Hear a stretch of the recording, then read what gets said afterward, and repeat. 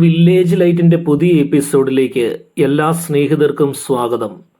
നമ്മുടെ ജീവിതത്തിൽ ഏറ്റവും പ്രധാനപ്പെട്ട ഒന്നാണ് ബന്ധങ്ങൾ. അത് മാതാപിതാക്കളോടാകട്ടെ, ജീവിത പങ്കാളിയോടാകട്ടെ, സുഹൃത്തുക്കളോടാകട്ടെ. എന്നാൽ ചില ബന്ധങ്ങൾ സ്നേഹത്തിൻ്റെ നിറങ്ങളിൽ പൊതിഞ്ഞ വിഷപ്പാത്രങ്ങളായി മാറുമ്പോൾ എന്തു ചെയ്യും? പുറമെ സ്നേഹമാണ് എന്ന് തോന്നിക്കുമെങ്കിലും അകത്ത് നമ്മളെ പതിയെ പതിയെ ഇല്ലാതാക്കുന്ന ചിലരുണ്ട്. ഇന്ന് നമ്മൾ സംസാരിക്കുന്നത് സ്നേഹത്തിൻ്റെ മുഖംമൂടി അണിഞ്ഞ് നമ്മളെ മാനസികമായും വൈകാരികമായും സാമ്പത്തികമായും തകർക്കുന്നവരെ കുറിച്ചാണ്. അവരെ എങ്ങനെ തിരിച്ചറിയാം, എങ്ങനെ നമ്മളെ തന്നെ സംരക്ഷിക്കാം എന്ന് നമുക്ക് നോക്കാം. കാരണം യഥാർത്ഥ സ്നേഹം സ്വാതന്ത്ര്യം നൽകുന്നു, എന്നാൽ ചൂഷണം നിയന്ത്രണം ഏർപ്പെടുത്തുന്നു. ഈ ചർച്ച ഒരു മുന്നറിയിപ്പല്ല, മറിച്ച് നിങ്ങളുടെ ജീവിതത്തെക്കുറിച്ച് ഒരു പുനർവിചിന്തനം നടത്താനുള്ള അവസരമാണ്. നിങ്ങൾ ഇപ്പോൾ ഒരു ബന്ധത്തിൽ സന്തോഷവാനാണോ? നിങ്ങളുടെ പങ്കാളി, സുഹൃത്ത് അല്ലെങ്കിൽ കുടുംബാംഗം നിങ്ങളുടെ ജീവിതത്തിന് കൂടുതൽ സന്തോഷവും കരുത്തും നൽകുന്നുണ്ടോ? അതോ നിങ്ങളുടെ ആത്മവിശ്വാസം ഇല്ലാതാവുകയും എപ്പോഴും ഒരു ഭയത്തിലായിരിക്കുകയും ചെയ്യുന്നുണ്ടോ? ഈ ചോദ്യങ്ങൾ സ്വയം ചോദിക്കുന്നത് ഇത്തരം ബന്ധങ്ങളെ തിരിച്ചറിയാൻ നിങ്ങളെ സഹായിക്കും. പ്രശസ്ത മനഃശാസ്ത്രജ്ഞൻ എറിക് ഫ്രോം പറഞ്ഞതുപോലെ, പക്വതയുള്ള സ്നേഹമെന്നാൽ ഞാൻ നിന്നെ സ്നേഹിക്കുന്നത് എനിക്കിപ്പോൾ നിന്നെ ആവശ്യമുണ്ട് എന്നതുകൊണ്ടല്ല, മറിച്ച് നിന്നെ ഞാൻ സ്നേഹിക്കുന്നത് കൊണ്ട് എനിക്ക് നിന്നെ ആവശ്യമുണ്ട് എന്നതാണ്. യഥാർത്ഥ സ്നേഹം നൽകുന്നത് കരുത്തും സന്തോഷവുമാണ്, അല്ലാതെ ഭയമോ ആശങ്കയോ അല്ല. ഒന്നാമത്തെ ലക്ഷണം അമിതമായ നിയന്ത്രണമാണ്. ഒരു ബന്ധത്തിൽ നിയന്ത്രണം സ്നേഹത്തിൻ്റെ പേരിൽ വരുമ്പോൾ അത് അപകടകരമാകുന്നു. നിങ്ങളുടെ ഓരോ നീക്കവും അവർ നിരീക്ഷിക്കുന്നു. നിങ്ങൾ ആരുമായി സംസാരിക്കുന്നു, എവിടെ പോകുന്നു, എന്ത് ധരിക്കുന്നു. നിങ്ങളുടെ ഫോണിലെ മെസ്സേജുകൾ പോലും അവർ പരിശോധിക്കാൻ ശ്രമിച്ചേക്കാം. ഇതിനെ അവർ എൻ്റെ സ്നേഹം എന്ന് വിളിച്ചേക്കാം. നിന്നെ എനിക്ക് നഷ്ടപ്പെടുത്താൻ വയ്യ, നീ അപകടത്തിൽപ്പെടാൻ ഞാൻ ആഗ്രഹിക്കുന്നില്ല എന്നിങ്ങനെയുള്ള വാക്കുകൾ അവർ പതിവായി ഉപയോഗിച്ചേക്കാം. എന്നാൽ ഇത് സ്നേഹമല്ല, ഉടമസ്ഥാവകാശമാണ്. ഒരു കൂട്ടിലടച്ച പക്ഷിയെ പോലെ നിങ്ങളെ മാറ്റിയെടുക്കുക എന്നതാണ് അവരുടെ ലക്ഷ്യം. നിങ്ങൾക്കൊരു ഹോബിയോ സുഹൃത്തുക്കളോ ഉണ്ടെങ്കിൽ അത് അവർക്ക് ഇഷ്ടപ്പെട്ടു എന്ന് വരികയില്ല. ആ ഹോബി നിങ്ങൾക്ക് നേരം പോക്ക് മാത്രമാണെന്നും സുഹൃത്തുക്കൾ നിങ്ങളെ വഴിതെറ്റിക്കുമെന്നും അവർ പറഞ്ഞേക്കാം. ഇത് കേട്ട് നിങ്ങൾ ആ ഹോബികളും സുഹൃത്തുക്കളെയും ഉപേക്ഷിക്കുമ്പോൾ അവർ കൂടുതൽ നിങ്ങളുടെ ജീവിതത്തിലേക്ക് കടന്നു വരികയാണ്. പതിയെ നിങ്ങളുടെ ലോകം അവരിലേക്ക് മാത്രം ചുരുങ്ങുന്നു. ഈ സാഹചര്യത്തിൽ നിങ്ങൾ പൂർണ്ണമായും അവരെ ആശ്രയിക്കുന്ന ഒരവസ്ഥയിലേക്ക് മാറുന്നു. നിങ്ങൾ ഈ നിയന്ത്രണ ശ്രമങ്ങളെ എതിർക്കാൻ ശ്രമിക്കുമ്പോൾ അവർ ദേഷ്യപ്പെടുകയോ കരയുകയോ അല്ലെങ്കിൽ നിങ്ങളെ കുറ്റപ്പെടുത്തുകയോ ചെയ്യും. നിങ്ങൾ അവരുടെ സ്നേഹത്തെ മാനിക്കുന്നില്ല എന്നൊരു തോന്നൽ ഉണ്ടാക്കാൻ അവർ ശ്രമിച്ചേക്കാം. ഇത് നിങ്ങളുടെ മനസ്സിനെ ആശയക്കുഴപ്പത്തിലാക്കും.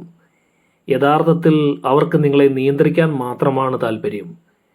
നിങ്ങളുടെ വ്യക്തിപരമായ അതിരുകൾ സ്ഥാപിക്കുക. ഒരു പുഴ ഒഴുകുന്നത് പോലെ സ്വതന്ത്രമായി ഒഴുകാൻ നിങ്ങൾക്ക് അവകാശമുണ്ട്. ഇതെൻ്റെ സ്വകാര്യ ജീവിതമാണ്, അതിലിടപെടാൻ ഞാൻ ആരെയും അനുവദിക്കില്ല എന്ന് സൗമ്യമായി എന്നാൽ ശക്തമായി പറയുക. നിയന്ത്രണം സ്നേഹത്തിൻ്റെ ലക്ഷണമല്ല, അവിശ്വാസത്തിൻ്റെ ലക്ഷണമാണ് എന്നറിയുക. രണ്ടാമത്തെ ലക്ഷണം വൈകാരികമായ ചൂഷണമാണ്. നിങ്ങളെ കുറ്റബോധത്തിൻ്റെ ഒരു കെണിയിൽപ്പെടുത്താൻ അവർ ശ്രമിക്കും. നിങ്ങളുടെ വികാരങ്ങളെ ഒരു ആയുധമാക്കി അവർ ഉപയോഗിക്കും.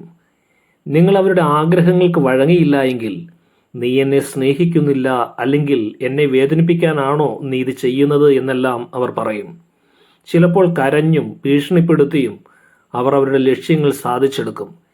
ഇത് നിങ്ങളുടെ മനസ്സിനെ പതിയെ പതിയെ തളർത്തും. അവർക്ക് എന്തെങ്കിലും വിഷമം വന്നാൽ അതിന് കാരണം നിങ്ങളാണ് എന്ന് വരുത്തി തീർക്കും. വൈകാരികമായ ചൂഷണത്തിൽ ഇരയാകുന്നത് വളരെ എളുപ്പമാണ്. കാരണം നിങ്ങൾ സ്നേഹിക്കുന്ന ഒരാൾക്ക് വിഷമം വരുമ്പോൾ അതിൽ നിന്ന് ഒഴിഞ്ഞു മാറാൻ നിങ്ങൾക്ക് കഴിയുകയില്ല. നിങ്ങളുടെ വികാരങ്ങളെ അവർ മനസ്സിലാക്കുന്നില്ല. അവർക്ക് വേണ്ടത് അവരുടെ ആവശ്യങ്ങൾ നിറവേറ്റുക എന്നത് മാത്രമാണ്.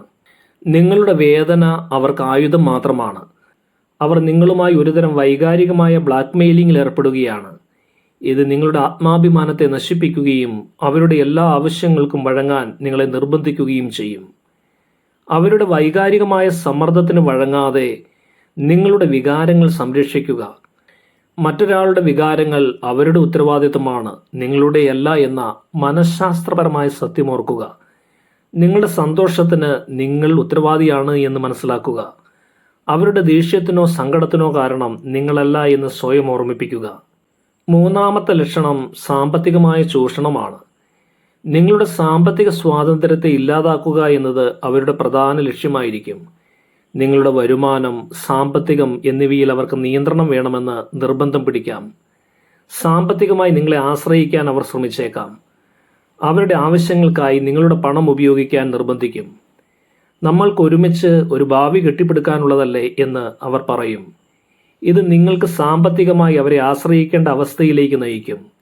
നിങ്ങൾ സ്വയം ഉണ്ടാക്കുന്ന പണത്തിൻ്റെ നിയന്ത്രണം മറ്റൊരാളെ ഏൽപ്പിക്കുമ്പോൾ നിങ്ങളുടെ ജീവിതത്തിൻ്റെ നിയന്ത്രണം കൂടിയാണ് നിങ്ങൾ അവർക്ക് വിട്ടുകൊടുക്കുന്നത്. നിങ്ങൾ സാമ്പത്തികമായി സ്വതന്ത്രരാകുന്നത് അവർക്കിഷ്ടമല്ല. കാരണം അവർക്ക് നിങ്ങളെ എളുപ്പത്തിൽ നിയന്ത്രിക്കാൻ കഴിയില്ല എന്നവർക്കറിയാം. അവർ നിങ്ങളുടെ സാമ്പത്തിക കാര്യങ്ങളിൽ ഇടപെടുമ്പോൾ നിങ്ങൾ അവരുടെ വരുതിയിലാകുന്നു. സാമ്പത്തിക കാര്യങ്ങളിൽ വ്യക്തമായ ഒരു ധാരണ സ്ഥാപിക്കുക. നിങ്ങളുടെ വരുമാനം, ചിലവുകൾ എന്നിവയുടെ പൂർണ്ണ നിയന്ത്രണം നിങ്ങൾ തന്നെ കൈകാര്യം ചെയ്യുക. നിങ്ങളുടെ സാമ്പത്തിക സ്വാതന്ത്ര്യം നിലനിർത്തുക. നാലാമത്തെ ലക്ഷണം സാമൂഹികമായ ഒറ്റപ്പെടുത്തലാണ്. നിങ്ങളുടെ സുഹൃത്തുക്കളും കുടുംബാംഗങ്ങളും മോശപ്പെട്ട ആളുകളാണ് എന്നും നിങ്ങളുടെ നല്ലതിനു വേണ്ടിയല്ല അവരെന്നും അവർ പറഞ്ഞേക്കാം. ഇത് നിങ്ങളെ അവരിൽ നിന്ന് അകറ്റുകയും ഒടുവിൽ നിങ്ങൾ പൂർണ്ണമായും അവരെ മാത്രം ആശ്രയിക്കാൻ നിർബന്ധിതരാക്കുകയും ചെയ്യും. നിങ്ങളുടെ ലോകം അവരിലേക്ക് മാത്രമായി ചുരുങ്ങുമ്പോൾ നിങ്ങൾക്ക് അവരെ ഉപേക്ഷിക്കാൻ കഴിയാത്ത അവസ്ഥ വരുന്നു.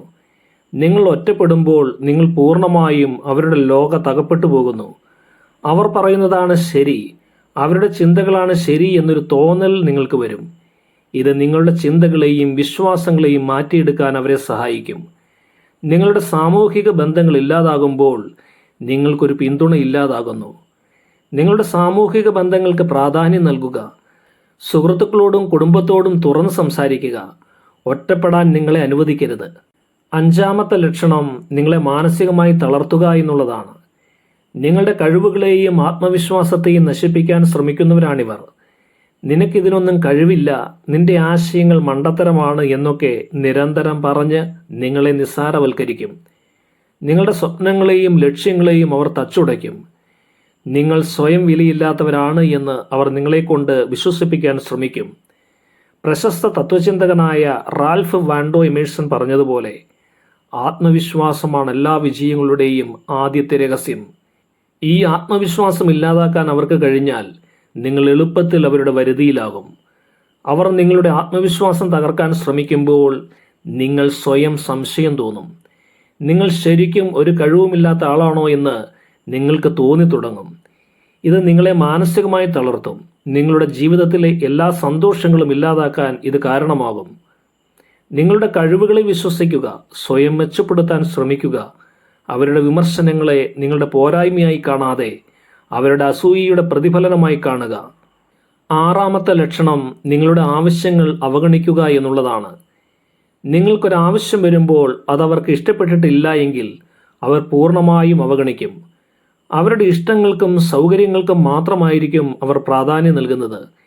എനിക്കിപ്പോൾ അത് പറ്റില്ല, നീ അത്ര ആഗ്രഹിക്കരുത് എന്നെല്ലാം പറഞ്ഞ് അവർ നിങ്ങളുടെ ആവശ്യങ്ങളെ നിസ്സാരവൽക്കരിക്കും. ഒരു ബന്ധം പരസ്പരമുള്ള കൊടുക്കൽ വാങ്ങലുകളാണ്. എന്നാൽ ചൂഷണം ചെയ്യുന്നവരുടെ കാര്യത്തിൽ അതങ്ങനെയല്ല. അവർക്ക് എപ്പോഴും എടുക്കാൻ മാത്രമേ അറിയൂ.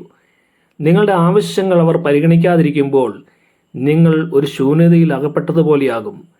നിങ്ങളുടെ ആഗ്രഹങ്ങളും സ്വപ്നങ്ങളും ആരും കേൾക്കാനില്ല എന്ന് നിങ്ങൾക്ക് തോന്നും. നിങ്ങളുടെ ആവശ്യങ്ങൾ വ്യക്തമായി തുറന്നു പറയുക. നിങ്ങളുടെ ആവശ്യങ്ങൾക്ക് പ്രാധാന്യമുണ്ട് എന്ന് അവരെ ബോധ്യപ്പെടുത്തുക. ഏഴാമത്തെ ലക്ഷണം അസൂയയും ഉടമസ്ഥതാ മനോഭാവവുമാണ്. നിങ്ങളുടെ സന്തോഷങ്ങളിലും നേട്ടങ്ങളിലും അവർക്ക് അസൂയയായിരിക്കും. നിങ്ങൾ വിജയിക്കുമ്പോൾ അവർ നിങ്ങളെ പ്രോത്സാഹിപ്പിക്കുന്നതിന് പകരം നിസ്സാരവൽക്കരിക്കാൻ ശ്രമിക്കും. നിങ്ങളെ ഒരു സ്വകാര്യ സ്വത്ത് പോലെ കാണാനും നിങ്ങളുടെ ഓരോ നീക്കത്തിലും അസൂയയോടെ നോക്കാനും അവർ ശ്രമിക്കും. നിങ്ങൾ മറ്റൊരാളുമായി സംസാരിക്കുന്നത് കണ്ടാൽ അവർക്ക് അസഹ്യത തോന്നും. അസൂയ സ്നേഹത്തിൻ്റെ ലക്ഷണമല്ല, സംശയത്തിൻ്റെ ലക്ഷണമാണ് എന്ന് ജെ റസൽ പറഞ്ഞതോർക്കുക. അവർക്ക് നിങ്ങളോടുള്ള സ്നേഹമല്ല, മറിച്ച് നിങ്ങളെ സ്വന്തമാക്കാനുള്ള ആഗ്രഹമാണ് പ്രധാനം. നിങ്ങളുടെ നേട്ടങ്ങളിൽ അഭിമാനിക്കുക. അവരുടെ അസൂയയെ അവഗണിക്കുക. നിങ്ങളുടെ സന്തോഷം നിങ്ങളുടേതാണ്. അത് ആഘോഷിക്കാൻ മറ്റൊരാളുടെ അനുവാദം ആവശ്യമില്ല. എട്ടാമത്തെ ലക്ഷണം ശാരീരികമായ ഉപദ്രവമാണ്. മാനസികവും ശാരീരികവുമായ ചൂഷണങ്ങൾക്ക് പുറമെ ശാരീരികമായ ഉപദ്രവവും ഉണ്ടാകാം. ഇതൊരിക്കലും അംഗീകരിക്കാൻ കഴിയാത്ത കാര്യമാണ്. ഒരു ബന്ധത്തിൽ ശാരീരികമായ ഉപദ്രവമുണ്ടായാൽ അത് അവിടെ അവസാനിക്കണം.